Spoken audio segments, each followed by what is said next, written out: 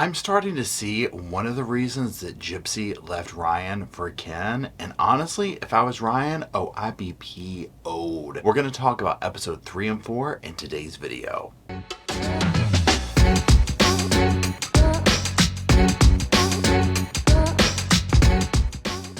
Hello Sofa Squad and welcome back to the Sofa. My name's Paul and we're going to continue with our recap and review of Gypsy Rose's Life After Lockup episodes. And today we're focusing on episode 3 and 4. Now what I've done here is I've watched the episodes obviously. I've just made notes and I'm going over them on my phone. And we'll just kind of talk about them and make commentary along the way. And as always, let me know what you think down in the comment section. So we're going to start off with episode 3, This Is My Life. They always start off with a recap of before. Now obviously before we've basically been seeing Gypsy, getting out of prison, going home, all the, ins and outs of that. Keep in mind that Ryan's basically taken 2 weeks off of work and to hang out with her, get her acclimated, this and the other, because we will see him return to work in these episodes. So here we go. So the first comment, Gypsy posted a comment and it blows up. It's the "and the D is fire" comment. She wanted to stick up for Ryan and all the negative comments he was getting. Now they're headed to New York to do all these interviews. It's their first trip together leaving the house. Now remember, we've seen all this stuff like superficially, right? So now we're seeing what goes on behind the scenes. So like we saw her on The View and all these shows and whatnot, right? Now Gypsy is going to go meet her parole officer first in Louisiana. Like they're going to stop off first. There's no cameras allowed. She does get a travel pass to go to New York. They told her to be aware of what she does. Her media relation person calls on the way to the airport. They're cutting it really close and she tells Ryan, we basically need to just do checked bags, leave everything, we don't have time. Well, he gets really pissed over this, right? And he's like, no, all my meds are in there. We can't do this, Gypsy. Now she tries to reason with him, but he gets really ballsy over this. Now one thing that I've seen people commenting on and myself thinking it as well, Ryan, there is definitely a possessiveness, a kind of ballsiness to him that I'm not really sure I'm comfortable with. And I think it stems from many different areas. Now this ebbs and flows as we go through, because when we get to episode 4, what happened in that, I'm like, oh, well, this would be a contributing factor as to why there's a high level of insecurity, right? And Gypsy and the family are not helping with this at all. But even outside of that, I'm not trying to blame her for that. There's just this level of, if you watch episodes 1 and 2 and the parole officer tells her something she doesn't want to hear, he's going to grab the phone from her. It's our parole officer. It's this, it's that, it's just this, kind of thing of let her talk. You know what I'm saying? Just chill kind of a thing. And it continues on in these episodes. Okay, it's just kind of that clingy thing too. Okay, so they end up making it and she goes in The View. Now she talks about doing advocacy and things of this nature on there. This is where the whole thing takes place where, I can't remember her name, the redhead makes the comment. She doesn't know that when Gypsy's like, I did things the wrong way, and the redhead's like, I think her name's Joy, she's like, no, and then they're like, no, Joy, she killed her mother, or had her mother killed. Oh, that kind of a thing, right? Because one of the things that has not gone over well with people is, first of all, Gypsy gets out, she has this infamy, she's doing books, TV shows, all this stuff, and people are like, well, wait, what is she really famous for? And it's, the thing that she did with her mother, and so, or to her mother, and the tide turns very quickly on her. So anyways, let's keep going. Now when they leave, the paparazzi's there, they're asking about a second wedding, and Ryan says, possibly, and I'm just like, interesting, which we do see signs of that in the episode later, or episode 4. Then she does the podcast, The Vile Files. She talks about her engagement to Ken in this. And she says that, Kim was a very private person. She attributes the media attention to the reason why he left. It broke her heart. The whole 9 yards. There's this. Now, she mentions that Ken has called her stepmother, Christy, and you can tell that Ryan gets pressed. One of the things that goes throughout this series, and I'm sure they went back and probably did some re-edits to it, especially to make it more prevalent since, she left Ryan, is him talking to the camera. Ken, she's mine now. That's like rivalry or whatever, right? But again, I kind of see why. Ken was always in the picture, he was still in Gypsy's mind. Her heart still belonged to Ken, in my opinion, like, I think Ryan was kind of like a rebound for her. She just kind of, worked him over a little bit, to be quite honest. So anyways, let's keep going. Now, one of the cringy things that Ryan does in this podcast is because he'll come out for a little bit, and Ryan says, well, if you know anything about Gypsy's Instagram, then you've seen her recent post. And that's talking about, and the D is fire, or whatever comment she made. And he's like, you'll know she's not going anywhere. Yeah. And he fist bumped the host or whatever, and they kind of make a joke out of it, like guy stuff, and it's super cringe, right? I mean, it's just, he's very insecure. And again, at this point, you see why, right? Okay, I mean, look how it ended. So they walk to Times Square and they get mobbed by people. Okay, they cannot move, right? And at one point, Ryan starts to get pissy. When people want to take pictures, he's like, okay, quickly, we got somewhere to be. And again, that's where it's like, I mean, number one, you're walking around with a TV crew. You know what I'm saying? She could have disguised herself a little bit more, but they're on TV, so it is what it is. Of course, people are going to recognize them. Now, they're sitting in bed talking and whatnot, and Ryan makes this line about she completes him. They talk about Gypsy not paying anything for anything. They squabble a little bit over, because he's like, talking about he bought these Louis Vuitton shoes. And she's like, no, it's Louis Vuitton. And she's convinced it's Louis Vuitton. He's like, get the bag. And she's like, oh, they joke around or whatever. Yeah, but it's, again, that whole thing about I pay for this, and the possessiveness, the ownership, there's just something. I don't like the energy I'm getting from Ryan toward her. Again, I think it takes two to tango in a scenario, and I think that she is also doing things that we probably don't see, and clearly, now that she's with Ken, right? I mean, like, the cat's out of the bag type thing, and the conversation she has with Christy in episode 4.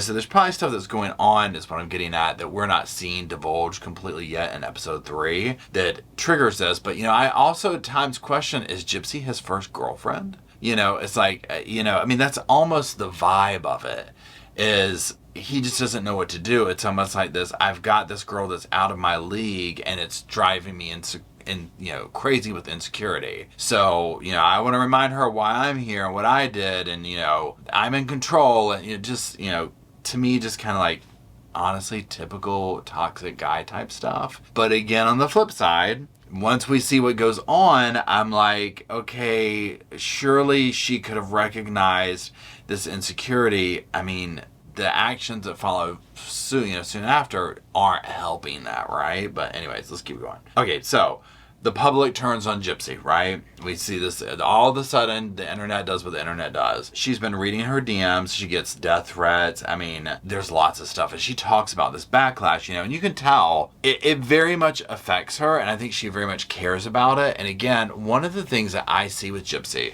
watching this, and we'll get to this here also in a second, but it's somebody who's completely new to the internet and is not versed in how the internet works, and wants to be a part of it and all this type stuff, but almost like needed to read the warning caution label that came with it. And to me, it's almost like, yeah, this is one of the unfortunate things that's going to come with, being a grown woman, spending a large amount of your life isolated with your mother, isolated in prison, getting out, jumping into social media, but having, millions of followers and all this. Because, I mean, to me, it's like, of course you want to read your DMs, you want to do this, but the way that she's invested in it, it's like, girl, you're a public figure whether you want to be or not. So it's probably best not to read that stuff, especially take the temperature. Whatever anybody thinks about the, her being a victim of her mother or not a victim of her mother, whatever, right? Nonetheless, the result is kind of the same of she has tons of followers, she's infamous, she's a public figure, and it's for not, like, she didn't win the Pulitzer Prize, you know what I'm saying? So, my advice to her would be, do not read your comment section, do not read your DMs, and reel in what you put out there. Just reel it in altogether. You've done your publicity for your stuff, reel the social media in for a while. And that brings us into my next comment here. Gypsy wants to be on social media like anyone else, she says, and I get it, right? It's new, she wants to do it. Now, they go to dinner at his parents' house, and at one point, Ryan gets a call from school asking when he'll be back. And school has basically had one bad phone call from a parent that was a little bit concerned about his notoriety. As we know now, he's no longer at that school. Seeing Ryan maneuver around his parents' house, like, I'm sitting here like, God, I wonder what they have to say about Gypsy at this point, right? But seeing the the interactions and whatnot, seeing her posting so much pictures on social media at the house, that's what I'm talking about, where I'm like, I get you want to share this stuff, but you need to understand that you're a public figure, you know, and you're putting them out there, you're putting, you know, just reel it in. Like, I probably would not have posted social media at his parents' house and with his, I think it was, I don't know if his little brother or who it was, nephew, whatever, I don't know who it was, but I probably would not have posted that stuff just for privacy's sake, because of take the temperature, right? The public perception of you has changed. Just reel it in. Okay, so then they go out and start scoping out wedding venues. They want to have a real wedding, right? And I guess one of my things that I'm sitting here thinking is, I'm like, this is a lot. This is like 2 weeks. It feels like months that she's been out. And I'm like, wait, she's only been out 2 weeks and they've done all of this? Girl, I know you want to make up for lost time. Reel it in and slow it down is what I'm feeling. Now, as part of her parole, she has to see a therapist, and she goes to see the therapist, and she comes back and she's like, you know, it did a lot of good. And the therapist warned me about social media and whatnot, and I think that's excellent. Because remember, at one point, Gypsy deletes everything. I think it will get to her, and, you know, who knows where she's at now, but, I mean, all the stuff we see out and about and whatnot of, you know, people, you know, deep dives on Gypsy and all this, and she's, like, interacting with these people, right, that are, you know, doing, like, kind of have made their brand Gypsy, you know, and Gypsy News or whatever. And that's where it's like, you know, girl, you're not going to sit here and change people one ear at a time. You know what I'm saying? I mean, there's people out there that it's like Gypsy is their industry now. It's what makes them money.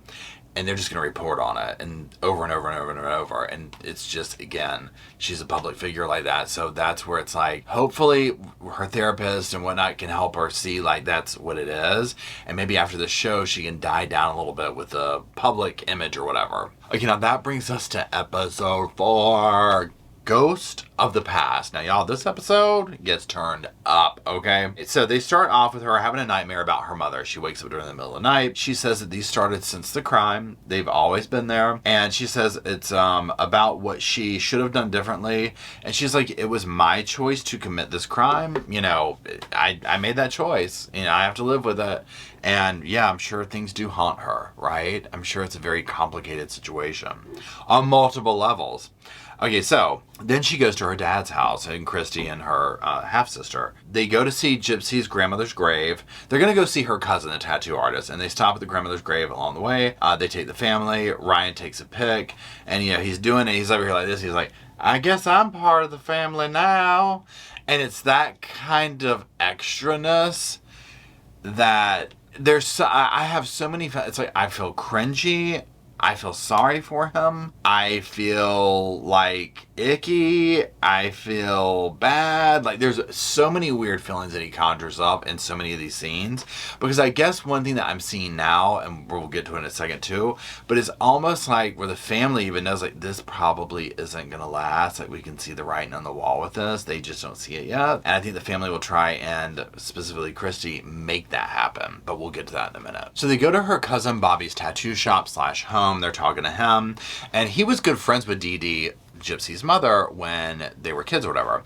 And he's like, yeah, your mom always seemed basically bipolar, and he gives a couple of examples of things that happened and just how she's kind of seemed off, but he was like, nonetheless, we were really good friends. You know, he basically says he just kind of remembers Gypsy being a sick child, you know, and not really having that much to do with her at that point once that came along. So Gypsy ends up getting a tattoo from Bobby. And then Ryan's talking, and he ends up getting one from some other dude there, and it's like, you know, I forget, a Florida leaf, or I can't say it, the Florida something, Flor de, it's that word, the FL, it's that flower, okay, it's that flower, I don't know what it means or how to say it right now, though, but at the top of it's rose, you have like Gypsy Rose, and I was like, oof, ouch, that, you know, didn't age well, right? Cover up tattoo, and 1, 2, 3. So it goes over to another scene of Christy at the house. She's been getting stuff ready for Gypsy, you know, like some photographs, stuff like that. And she's like, Ken sent me a bunch of pictures. And this brings up the Ken conversation. This is with Christy and the cameraman. And she says that Ken was Gypsy's first real relationship. She says that her and Ken still have a friendship. She says that when her kids break up with somebody, that she doesn't break up with them, which I thought was very interesting. And Christy says that if Ken and Gypsy had stayed together, like when she got out of prison, she's like, I want to be worried about anything. I want to be worried. And I mean, again, I'm sitting here, she's like, I know she would have been safe. And I'm like, you know, listening to this, my mouth's on the floor, to be honest, because I'm like, really? You know, wow, what does that say about your opinion of Ryan and Gypsy? So Ken told Christy that people had told him if he really loved her, that he would let her go and let her discover herself. And you can 100% tell that Christy likes Ken way more than Ryan. On their way home from the tattoo shop, it flashes back to, you know, Gypsy and Ryan in the car, and Ryan's talking about the tattoo. He's like, well, you haven't got nothing to, you know, remind you of me tattoo wise. And I'm like, that's the clinginess. And you can tell she's kind of like, and you can tell that there's a level of Gypsy, like, I'm not gonna lie, you can tell that she's very nice and cordial with him at times, but there's this other part that comes up that I'm like, she doesn't like that clingy thing. There's something there that she does not like, and this becomes prevalent here in a little bit. We'll get to it. Now, they get back. Ryan, it's time for him to go back to work. Not that day, but like, you know, the next day, whatever. So Gypsy starts talking about, you know, being in the apartment. And she was basically like, I was restricted to living with my mother and then prison. And now the apartment, you know, I just feel kind of trapped. Now, this was a huge thing for me. She starts organizing that thing, and she shows the closet, and she was like describing what it looked like before she got a hold of it. She's like, luckily I like to organize. And she's like, now I told Ryan that we'd get in a big fight if he messed up my clean closet. You can see his gym shorts in the thing, and she's putting them away. And it shows her, basically she's spending her time like pulling out all the stuff from the kitchen drawers, the refrigerator.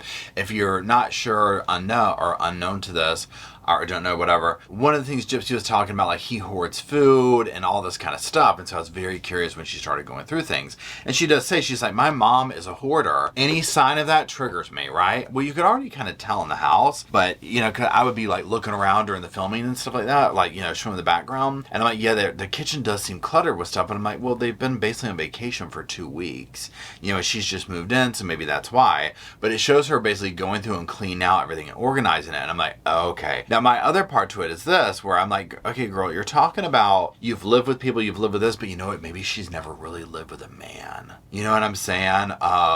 It's going to be different. And also, I mean, I don't know him personally, right? But if he's the type guy that is going to be expecting his woman to, you know, you're going to basically keep house, or, oh, well, yeah, the gym shorts are going to pick themselves up or whatever. Mind you, he's been single, alone for a while, so I get that. I understand, like, whatever. And Gypsy needs to be more, I mean, it doesn't matter at this point. Yeah, she needs to be more understanding with that. Like, it goes 2 ways, right? It's like, girl, you're just moving in with a man for the first time. You know, I know she likes to be like, oh, I've always been around people, I want to be around them. But it's like, have you lived with a dude yet? Especially one that could very well be, I mean, we don't know. But some dudes, it's kind of like they look to their girlfriend, their wife, as kind of like their mom. You know what I'm saying? Where it's like, well, what's for dinner? You know, are you going to make this? You know, how does the laundry get done? You know, that type thing. And if he's that type dude and that triggers her, you know, you know what I'm saying? It's like, yeah, girl, but that's marriage. You know what I mean? Like, if that's a trigger to her and he was that type dude, it's like, you have to conversate that out, right? But there's a third person in this marriage, and his name is Ken. So Gypsy's at home. She's waiting on her man Ryan to come home, all this. Well, Christy calls to check in. Well, very soon into that, Ryan calls and she sends it a voicemail, and I feel like he calls back again right away. Well, she basically tells Gypsy, look, Ken called to check in to see how she was doing. You can tell, and I'm just going to read my notes real quick. You can tell Christy is totally trying to push her to Ken. She says that he says he regrets leaving Gypsy. He's single right now. I wrote, she is so trying to get them back together. She's going on and on explaining to Gypsy, he left you because of this reason. You know, he says this, he really wants to talk to you, but he understands. And you can tell Gypsy's like, and she says, if it was another world, you know, I've got to honor my marriage and I've got to do this and da da da da. You can see the wheels turning though behind her eyes. And then when she hangs up with Christy, and I mean, she's crying. She's like, I loved Ken so much and this and that and ba ba ba ba ba. And she's already talked about, like, you weren't there during the rough times and ba ba ba ba ba. And I mean, you know, come on. So she hangs up with Christy, and I mean, you can already tell her, I'm like, that's all it took for that man to present himself that way. And to express the feelings through her. I think it is incredibly shocking to see how much Christy pushed them together. I mean, for who knows where it's going to go and how they edit things and whatnot, but like if I was Ryan, I'd be pissed. And I'm not trying to sit here and sound like I'm some big Ryan fan or anything, you know, because there's definitely issues on that side too, but it's the fact that I'm like, oh, this relationship never stood a chance. It never stood a chance. I mean, when you have Christy, and I don't know if the dad or whatever, sitting here urging, or not urging, but just manipulating Gypsy towards Ken, there you go. And of course, they're together again now. Now, Gypsy talks about how much she loved Ken. She talks about her commitment to Ryan. Those are the final notes I wrote. So she's talking about her commitment to Ryan, but I'm just like, oh, the relationship's over. Your mind is already, now that you know Ken's a possibility, she has moved on from Ryan. It's boom, psh, and she even said, you know, well, now I'm going to question what happens with the first argument. Am I going to want to run to Ken? Clearly she did. She had to clean the refrigerator one damn time and she ran off to Ken. You know what I'm saying? Now, I'm just being dramatic with that comment, obviously. So I need to see more. Again, it's reality TV. So there's that. I need to see, you know, because it's clearly shocking the way they leave it of Christy's totally manipulating her to Ken and whatnot. So I need to see episode 5 and see what really plays out and if that is really what's going on with that. Because if so, I'm just like, wow. Like, seriously, you're in her business that much? Like, why? You know, who are you to sit here and decide who's... I mean, he left her once.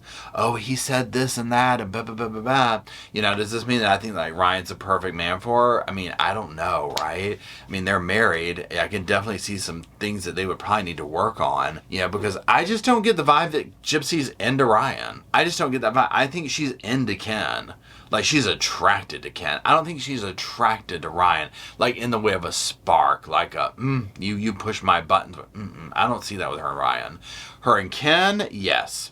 Totally different vibe. Totally see that. So, we'll see. So, yeah, like I said, I would be pissed if I was Ryan, especially watching this and seeing behind the scenes of it and seeing exactly what went down. Yeah, I'd be pissed. I'm not going to lie.